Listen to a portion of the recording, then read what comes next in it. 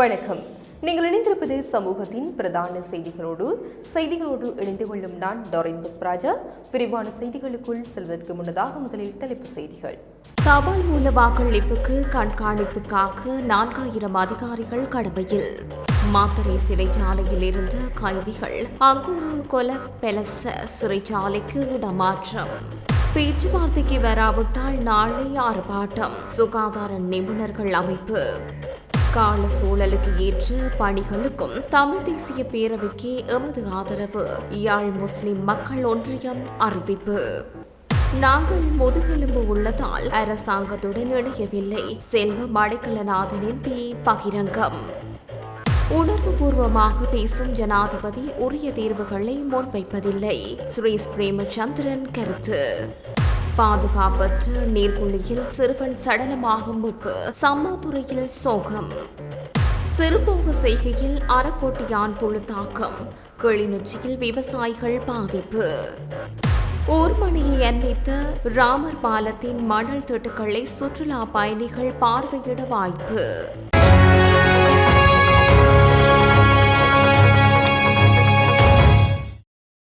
உள்ளூராட்சி மன்ற தேர்தலுக்கான தபால் மூல வாக்களிப்பு நாளை ஆரம்பமாக உள்ள நிலையில் தபால் வாக்குச்சீட்டு விநியோக பணிகள் நிறைவடைந்துள்ளதாகவும் அதற்கமைய இம்முறை 6,48,495 பேர் தபால் மூலம் வாக்களிக்க தகுதி பெற்றுள்ளதாகவும் தேர்தல் ஆணையாளர் நாயகம் சமன் ஸ்ரீ ரத்நாயக்க தெரிவித்தார்.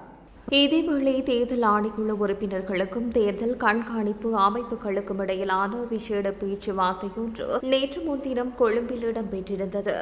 இதன்போது இம்முறை தேர்தலில் 4000 வரையிலான கண்காணிப்பாளர்களை பணியமர்த்த திட்டமிடப்பட்டுள்ளதாகவும் சகல வாக்களிப்பு நிலையங்களிலும் தெரிவு செய்யப்பட்ட வாக்களிப்பு நிலையங்களை கண்காணிக்கவும் வாக்களிப்பு தினத்தன்று 3000ற்கு அதிகமான கண்காணிப்பாளர்களையும் 200க்கும் அதிகமான கண்காணிப்பு வாகனங்களையும் கடமைக்கு அமர்த்தவும் திட்டமிட்டுள்ளதாக பெப்ரல் அமைப்பு தேர்தல் ஆணைக்குழுவுக்கு அறிவித்துள்ளது. இது தொடர்பில் தேர்தல் ஆணையாளர் நாயகம் தொடர்ந்து கருத்து தெரிவிக்கையில் 339 உள்ளூராட்சி மன்றங்களுக்கான தபால் மூல வாக்குச்சீட்டுகள் விநியோகம் செய்து நிறைவு செய்யப்பட்டுள்ளன. அதற்கமைய இந்த சகல உள்ளூராட்சி சபைகளுக்குமான தேர்தலை எதிர்வரும் மே மாதம் 6ஆம் தேதி நடத்துவதற்கான சகல ஏற்பாடுகளும் நிறைவு செய்யப்பட்டுள்ளன. இம்முறை தபால் மூல வாக்களிப்புக்காக 6,48,495 பேர் தகுதி பெற்றுள்ளனர். அதற்கமைய 24, 25, 28 மற்றும் 29 திகதி வரையான 4 நாட்களில் அந்தந்த வாக்காளர்களின் சேவை இடங்களில் வாக்களிப்பு இடம்பெறும். இதன்போது கண்காணிப்புக்காக 10,000 வரையான போலீஸ் அதிகாரிகள் கடமையில் ஈடுபடுத்தப்பட்டுள்ளனர். இவர்கள் மேற்குறிப்பிடப்பட்ட 4 தினங்களில் கண்டி உயர் மகளிர் வித்தியாலயத்தில் வாக்களிக்க முடியும் என்றார். மாத்தறை சிறைச்சாலையில் ஏற்பட்டு அமைதியின்மையை தொடர்ந்து சுமார் 200 கைதிகள் அங்குனு கொலபெலச சிறைச்சாலைக்கு மாற்றப்பட்டுள்ளனர். இதில் 26 பெண் கைதிகளும் அடங்குவதாக தெரிவிக்கப்பட்டுள்ளது. மாத்தறை சிறைச்சாலையில் ஏற்கனவே 506 கைதிகள் உள்ளதாகவும் அதில் தற்போது ஒரு குழு இன்று அங்குனு கொலபெலச சிறைச்சாலைக்கு அனுப்பப்பட்டுள்ளதாகவும் தெரிவிக்கப்படுகிறது. 3 கைதிகளை வேறு சிறைச்சாலைக்கு மாற்றுவதற்கு முற்பட்ட போது அவர்களுடன் தங்கியிருந்தவர்கள் அதற்கு எதிர்ப்பை வெளியிட்ட நிலையில் நேற்று இரவு அங்கு அமைதியின்மை ஏற்பட்டிருந்தது. குறித்த அமைதியின்மையை சிறிது நேரத்தில் கட்டுப்பாட்டுக்குள் கொண்டு வர தற்போது நிலைமை முழுமையாக கட்டுப்படுத்தப்பட்டுள்ளதாக காவல்துறை பேச்சாளர் சிரேஷ்ட காவல்துறை அத்தியட்சகர் புத்திக மனதுங்க தெரிவித்துள்ளார். கட்டாணையில் மோதலின் போது ஒருவர் சுட்டுக் கொல்லப்பட்ட சம்பவம் தொடர்பில் வைத்தியசாலையில் சிகிச்சை பெற்று வந்த சந்தேக நபரான முன்னாள் பிரதேச சபை உறுப்பினர் கைது செய்யப்பட்டுள்ளதாக காவல்துறை தெரிவித்துள்ளது. கட்டாணு பகுதியில் நேற்று நடத்தப்பட்ட துப்பாக்கிச் சூட்டு சம்பவத்தில் ஒருவர் உயிரிழந்தார். இரு தரப்பினர்களுக்கு இடையில் இடம்பெற்ற வாக்குவாதம் முற்றியதன் விளைவாக அங்கிருந்த முன்னாள் பிரதேச சபை உறுப்பினர் உரிமம் பெற்று அவரது துப்பாக்கியினால் இந்த துப்பாக்கிச் சூட்டை நடத்தியிருந்தார். குறித்து முன்னாள் பிரதேச சபை உறுப்பினர்களுக்கும் மற்றும் ஒரு நபருக்கும் இடையே வாக்குவாதம் ஏற்பட்டுள்ள நிலையில் மற்றைய நபர் முன்னாள் பிரதேச சபை உறுப்பினரை கூறிய ஆயுதத்தால் தாக்கியுள்ளார். இதனையடுத்து குறித்த முன்னாள் பிரதேச சபை உறுப்பினர் தமது உரிமம் பெற்ற துப்பாக்கியால் அவர் மீது துப்பாக்கிச்சூடு நடத்தியுள்ளார். சம்பவத்தில் காயமடைந்த கட்டாணியைச் சேர்ந்த 36 வயதுடைய குறித்த நபர் நீர்கொழும்பு வைத்தியசாலையில் அனுமதிக்கப்பட்டதன் பின்னர் உயிரிழந்தார். துப்பாக்கிச் சூட்டை நடத்திய முன்னாள் பிரதேச சபை உறுப்பினர் நீர்கொழும்பு வைத்தியசாலையில் சிகிச்சை பெற்று வந்த நிலையில் தற்போது கைது செய்யப்பட்டுள்ளார். ஒன்றிணைந்து சுகாதார பட்டதாரிகளின் பிரச்சினை தொடர்பில் பேச்சுவார்த்தைகளுக்கு அழைக்காவிட்டால் சகல மாணவர்களினும் பங்கு பெற்றலுடன் நாளை பாரிய ஆர்ப்பாட்டத்தை முன்னெடுக்க திட்டமிட்டுள்ளதாக சுகாதார நிபுணர்கள் கூட்டமைப்பின் தலைவர் ரவி குமுதேஸ் தெரிவித்தார்.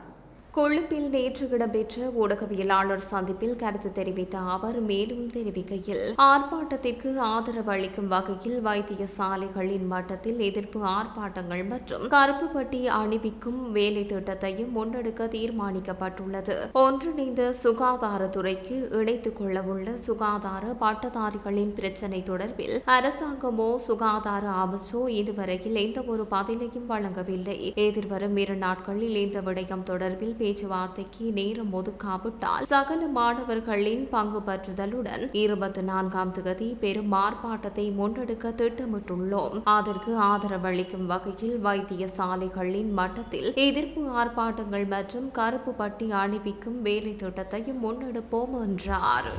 இம்முறை நடைபெறவுள்ள உள்ளூராட்சி மன்ற தேர்தலில் தமிழ் தேசிய பேரவைக்கு ஆதரவை வழங்க உள்ளதாக ஜாழ் முஸ்லிம் மக்கள் ஒன்றியம் தலைவர் அப்துல் பரீக் ஆரிப் தெரிவித்துள்ளார்.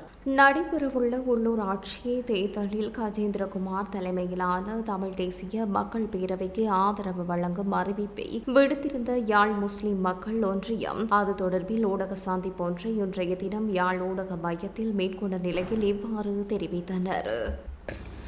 அகில இலங்கை தமிழ் காங்கிரஸ் கட்சியுடன் தமிழ் பேரவையும் இணைந்து தற்போது நடக்கக்கூடிய இந்த உள்ளூராட்சி சபையிலே போட்டியிடுகின்றன. தமிழ் தேசிய பேரவையான பழம்பெரும் கட்சி தலைவர்களும் கஜேந்திரகுமார் பொன்னம்பலம் அவர்களுக்கு அவர்களுடைய முழு ஆதரவையும் வழங்குகின்றார்கள். தற்போது இருக்கக்கூடிய இந்த சூழலிலே அனைவரும் ஒன்று சேர்ந்து இருக்கக்கூடிய இந்த அகில இலங்கை தமிழ் காங்கிரஸ் கட்சியிலே யாழ் முஸ்லீம் சார்பாகவும் ஒரு வேட்பாளரை நாங்கள் போட்டிருக்கின்றோம். இந்த தமிழ் காங்கிரஸை பொறுத்தவரையிலே 3 தலைமுறைகளாக இந்த அரசியல் பயணம் நடைபெற்று கொண்டிருக்கின்றது. அந்த வகையிலே யாழ்ப்பாண முஸ்லீம்களை பொறுத்தவரையில் தமிழ் காங்கிரஸுடன் நீண்ட ஒரு உறவை பேணி வருகின்றார்கள். அந்த வகையிலே தான் இந்த கட்சியுடன் இணைந்து எமது பகுதியில், அதாவது யாழ்ப்பாணம் சோனகர் பகுதியில் 86, 87 பகுதியில் ஒரு வேட்பாளரை நாங்கள் நிறுத்தி இருக்கின்றோம். அந்த வேட்பாளருக்கான முழு ஆதரவையும் எமது யாழ் முஸ்லீம் சமூகம் தர வேண்டும் என்று மிகவும் கேட்டுக்கொள்கின்றோம். இலங்கையில் கடந்த ஆண்டு இடம்பெற்ற நாடாளுமன்ற தேர்தலில் தேசிய மக்கள் சக்தியினருக்கு அதிகளவான வாக்குகளை தமிழ் மக்கள் அளித்து தவறு செய்துவிட்டதாகவும் அதனை இப்போது உணர்ந்துள்ளனர் என்றும் ஜனநாயக தமிழ் தேசிய கூட்டணியின் இணைத்தலைவர் தர்மலிங்கம் சித்தார்த்தன் தெரிவித்துள்ளார். யாழ்ப்பாணம் கந்தரோடையில் உள்ள அவரது அலுவலகத்தில் இடம்பெற்ற ஊடக சந்திப்பின் போதே அவர் இவ்வாறு தெரிவித்துள்ளார். தேசிய கட்சிகள் தென்னிலங்கையிலிருந்து வந்து இங்கே மிக கடுமையான போட்டியை கொடுக்கின்றதை பார்க்கக்கூடியதாக இருக்கின்றது. இது ஒரு ஆரோக்கியமான விஷயம் அல்ல. இன்று பாராளுமன்ற தேர்தலிலே மிக பெரும்பான்மையாக ஜேவிபிக்கு வாக்களித்து தமிழ் மக்கள் மிகப்பெரிய ஒரு தவறை இழைத்திருக்கின்றார்கள். அதை அவர்கள் இப்போது நன்றாக உணர்ந்திருக்கின்றார்கள். பலருடன் கதைக்கின்ற போது அது நன்றாக தெரிகிறது. ஏனென்றால் ஜேவிபி நடந்து கொள்கின்ற விதம், அவர்கள் அந்த வெற்றியை பாவிக்கின்ற விதம், சர்வதேச ரீதியாக கூட தமிழ் மக்கள் முழுமையாக தங்களுடன் நிற்கின்றதாக ஒரு பிரசாரம் செய்கின்றால் அதில் உண்மையும் இருக்கின்றது.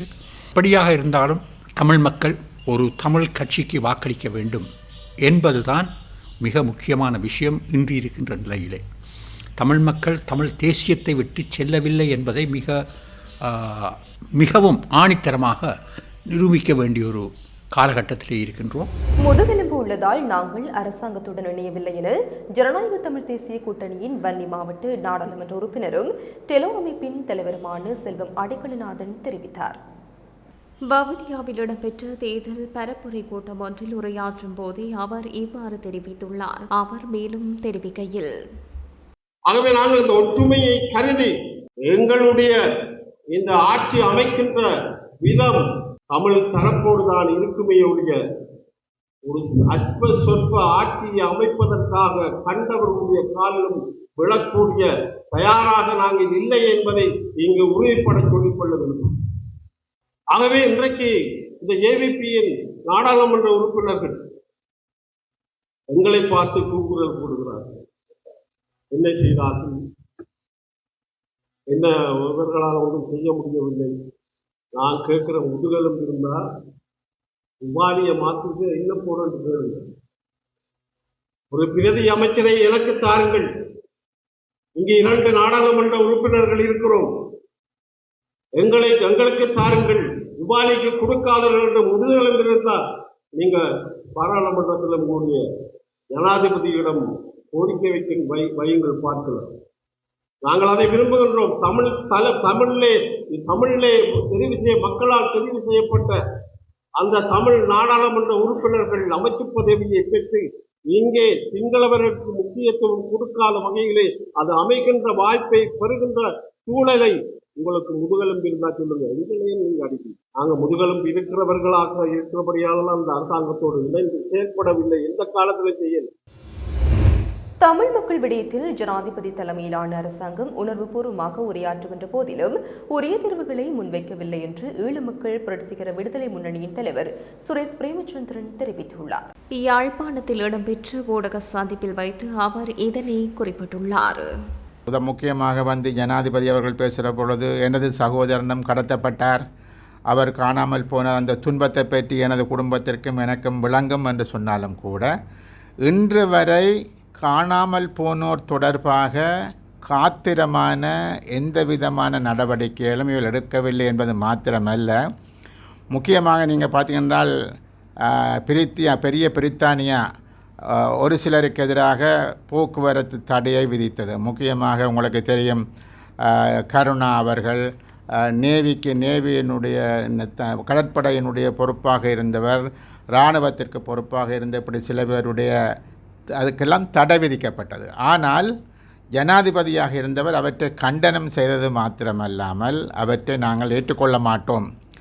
ஆகவே அவரை பொறுத்தவரையில் அவ்வாறான விடயங்கள் இதையும் ஏற்றுக்கொள்ள மாட்டாராக இருந்தால் காணாமல் ஆக்கப்பட்டோர் தொடர்பாக என்ன விதமான நீதியை அவரால் பெற்றுக் கொடுக்க முடியும் என்ற ஒரு கேள்வி இருக்கின்றது. ஆகவே இங்கு மேடையில் பேசுகிற பொழுது தான் ஏதோ எல்லாவற்றையும் செய்வார் என்று கூறினாலும் கூட நடைமுறையில் பார்க்கிற பொழுது அதற்கு எதிரான நடவடிக்கைகளைத்தான் அவர் தொடர்ந்து செய்து கொண்டு வருகிறார். பொழுதும் சொல்லப்படுது, காணிகளை நாங்கள் விடுவிப்போம். 6 மாதங்கள் முடிந்திருக்கக்கூடிய சூழ்நிலையில் காணிகள் எவ்வளவு தூரம் விடுவிக்கப்பட்டிருக்கிறது என்பது முதலாவது கேள்வி. தமிழ் மக்களினுடைய அடிப்படை பிரச்சனை பற்றி, தமிழ் மக்களுடைய பிரச்சனையை எவ்வாறு நாங்கள் தீர்க்கப் போகிறோம் என்பதை பற்றி இன்று வரை அவர் எந்த ஒரு கூட்டத்திலும் எந்த ஒரு சொல்லும் பேசியது கிடையாது. மன்னார் தலைமன்னார் பகுதியில் கடலுக்குள் காணப்படுகின்ற ராமர் பாலத்தின் 6 தடிகள் வரை சுற்றுலா பயணிகள் பார்வையிடுவதற்கு அழைத்து செல்லும் படகு சவாரி திட்டத்திற்கு அனுமதி வழங்கப்பட உள்ளதாக மாவட்ட அரசு அதிபர் கணேஸ்வரன் தெரிவித்தார். இப்படகு சேவை தொடர்பான விசேட கலந்துரையாடல் நேற்றைய தினம் மன்னார் மாவட்ட அரசாங்க அதிபர் தலைமையில் மாவட்ட செயலகத்தில் இடம்பெற்றது. இதன்போது மே மாதம் 15ஆம் தேதி இத்திட்டம் ஆரம்பிக்கப்பட உள்ளதாக மன்னார் மாவட்ட அரசாங்க அதிபர் தெரிவித்தார். திட்டத்தை ஆரம்பிப்பதற்கான பூர்வாங்க நடவடிக்கைகள் மிக விரைவாக மேற்கொள்ளப்படும். பாதுகாப்பு அமைச்சின் அனுமதி வழங்கப்பட்டு நீண்ட காலமாக தாமதமான இந்த திட்டத்தை வெகு விரைவில் நடைமுறைப்படுத்த முடிவு செய்யப்பட்டுள்ளது. இத்திட்டத்தினை நடைமுறைப்படுத்துவதற்காக நேற்றைய கூட்டத்தில் குழு ஒன்று நிறுவப்பட்டுள்ளது. அதே நேரம் பாதுகாப்பு ஏற்பாடுகள், பணிகள், எண்ணிக்கை, முன்னெச்சரிக்கை நடவடிக்கைகள் தொடர்பில் கடற்படையினர் அறிக்கை சமர்ப்பிப்பார்கள் எனவும் கூட்டத்தில் கூறப்பட்டது. அடுத்த கட்டமாக சுற்றுலா பயணிகளிடம் அறவிடப்படும் கட்டணம் தொடர்பில் தீர்மானிப்பது எனவும் நேற்றைய கூட்டத்தில் முடிவு காணப்பட்டுள்ளது. வீட்டின் அருகில் விளையாடிக் கொண்டிருந்த சிறுவன் பாதுகாப்பற்ற நீர்க்குழியில் இருந்து சடலமாக மீட்கப்பட்ட சம்பவம் சம்மாந்துறை போலீஸ் பிரிவில் பதிவாகியுள்ளது. அம்பாறை மாவட்டம் சாமாதுறை போலீஸ் பிரிவுக்குட்பட்ட புறநகர் பகுதியான உடங்கா 2 பெலஸ் மாவத்தை பகுதியில் இச்சம்பவம் நேற்று மாலை இடம்பெற்றுள்ளது. குறித்த சம்பவத்தில் 3 வயது மதிக்கத்தக்க மஹம்மத் லுக்மான் என்ற ஆண் பிள்ளை நீர்க்குழியிலிருந்து மரணமடைந்த நிலையில் மீட்கப்பட்டுள்ளதாக சாமாதுறை போலீசார் தெரிவித்தனர். சுமார் 3 மணித்தியாலமாக அப்பகுதியில் காணாமல் சென்றிருந்த குறித்த சிறுவனை பொதுமக்களுடன் இணைந்து போலீசாரும் தேடிய நிலையில் சிறுவனின் வீட்டிற்கு அருகிலுள்ள வெற்றுக்காணியிலுள்ள பாதுகாப்பற்ற நீர்க்குழிக்குள் சடலமாக மீட்கப்பட்டார். மேலும் இச்சிறுவன் தவறி குறித்து குழியில் விழுந்தாரா அல்லது கொலை செய்யப்பட்டு போடப்பட்டாரா என மேலதிக விசாரணைகள் தற்போது முன்னெடுக்கப்பட்டு வருகின்றன. அத்துடன் இச்சம்பவத்தில் கிடைக்கப்பெற்ற சிசிடிவி காணொளி ஒன்றில் இனம் தெரியாத நபர் மரணமடைந்த சிறுவனை அழைத்து செல்லும் காட்சி ஒன்று பதிவாகியுள்ளமை குறிப்பிடத்தக்கது. எனினும் சிறுவனை யார் அழைத்து செல்கின்றார் என்பது தெளிவாக அடையாளம் காண முடியாத நிலையில் உள்ளதாக கூறப்படுகிறது. மரணமடைந்த சிறுவனின் சடலம் தற்போது சாமாந்துறை ஆதார வைத்தியசாலையில் வைக்கப்பட்டுள்ளதுடன் சம்பவ இடத்திற்கு வருகை தந்த சாமாந்துறை போலீஸ் நிலைய பொறுப்பதிகாரி தலைமையில் போலீசார் மேலதிக விசாரணைகளை மேற்கொண்டு வருகின்றனர். கிளிநொச்சி மாவட்டத்தில் சிறுபோக செய்கை ஆரம்பிக்கப்பட்ட நிலையில் தற்போது அறக்கொட்டியான் புழுத்தாக்கம் ஏற்பட்டு பயிர்களை நாசமாக்குவதாக விவசாயிகள் கவலை தெரிவித்துள்ளனர். கிளிநொச்சி மாவட்டத்தின் முரசுமோட்டை ஊரியான் பன்னங்கட்டி பகுதியில் குறித்து புழுவின் தாக்கம் அதிகரித்துள்ளதாக விவசாயிகள் தெரிவிக்கின்றனர். கடந்த போக நெற்செய்கையிலும் நோய் தாக்கம் காரணமாக தாம் பெரும் நஷ்டத்தை எதிர்நோக்கியுள்ளதாகவும் தெரிவித்தனர். சம்பூர் போலீஸ் பிரிவில் உள்ள பள்ளி குடியிருப்பு பகுதியில் இன்று காலை முச்சக்கர வண்டியும் மோட்டார் சைக்கிளும் மோதி விபத்துக்குள்ளானதில் 2 படுகாயம் அடைந்துள்ளனர். காயமடைந்தவர்கள் தோப்பூர் பிரதேச வைத்தியசாலையில் அனுமதிக்கப்பட்டு மேலதிக சிகிச்சைகளுக்காக திருகோணமலை பொது வைத்தியசாலைக்கு மாற்றப்பட்டுள்ளதாக சம்பூர் போலீசார் தெரிவித்தனர். இச்சம்பவத்தில் தோப்பூரைச் சேர்ந்த முச்சக்கர வண்டி சாரதியும் பள்ளி குடியிருப்பைச் சேர்ந்த மோட்டார் சைக்கிள் சாரதியுமே படுகாயமடைந்து வைத்தியசாலையில் அனுமதிக்கப்பட்டுள்ளனர். விபத்து சம்பவம் தொடர்பிலான மேலதிக விசாரணைகளை சம்பூர் போலீசார் முன்னெடுத்து வருகின்றனர். சிலாபம் நகரில் அண்மையில் பெய்த மழை காரணமாக சில வீதிகளில் வெள்ளம் நிரம்பி வழிகின்றது. அதே நேரம் தெதிர் ஓயாவில் ஓரளவு மழை நீர் நிறைந்து காணப்படுவதாக அங்கிருந்து கிடைக்கும் செய்திகள் கூறுகின்றன. சிலாபம் நகரில் வடிகால்கள் சில அடைப்பதன் காரணமாக அந்த வெள்ளப்பெருக்கு ஏற்பட்டதாக சிலாபம் மக்கள் குற்றம் சுமத்துகின்றனர். கிழக்கு மாகாண சித்திரை புத்தாண்டு விழா திருகோணமலை உவர்மலை மைதானத்தில் நேற்று இடம்பெற்றது. இதன்போது பாரம்பரிய நிகழ்வுகள் வேகநடை, தலையணை அடித்தல் போட்டி, கயிறு இழுத்தல், பனுஸ் உண்ணுதல், கோலமிடும் போட்டி உள்ளிட்ட பல்வேறு போட்டி நிகழ்ச்சிகள் இடம்பெற்றன. மேலும் தொழில் முயற்சியாளர்களின் கைத்தொழில் உற்பத்திகளும் காட்சிப்படுத்தப்பட்டு விற்பனையும் செய்யப்பட்டது. அத்தோடு போட்டி நிகழ்ச்சிகளில் வெற்றி பெற்றவர்களுக்கான பரிசில்களும் வழங்கி வைக்கப்பட்டுள்ளன. கிழக்கு மாகாணத்தில் உள்ள சகல அமைச்சுகளினதும் ஒத்துழைப்புடன் சித்திரை புத்தாண்டு விழா இம்முறை திருகோணமலை மலையில் மிகச் சிறப்பாக இடம்பெற்றிருந்தமை குறிப்பிடத்தக்கது. යම් අඩුපාඩු තිබුණා නම් ඒවා අමතක කරලා අලුත් වෙන එකට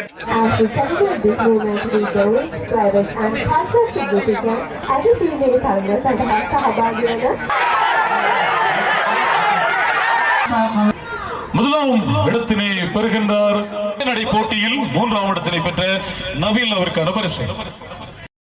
இத்துடன் சமூகத்தின் பிரதான செய்திகள் நிறைவு பெறுகின்றன. தொடர்ந்தும் சமூகத்தோடு இணைந்திருங்கள். இது போன்ற செய்திகளை தெரிந்து கொள்ள சமூகம் நியூஸ் சேனலை சப்ஸ்கிரைப் செய்து அருகிலுள்ள பெல் பட்டனை கிளிக் செய்யுங்கள்.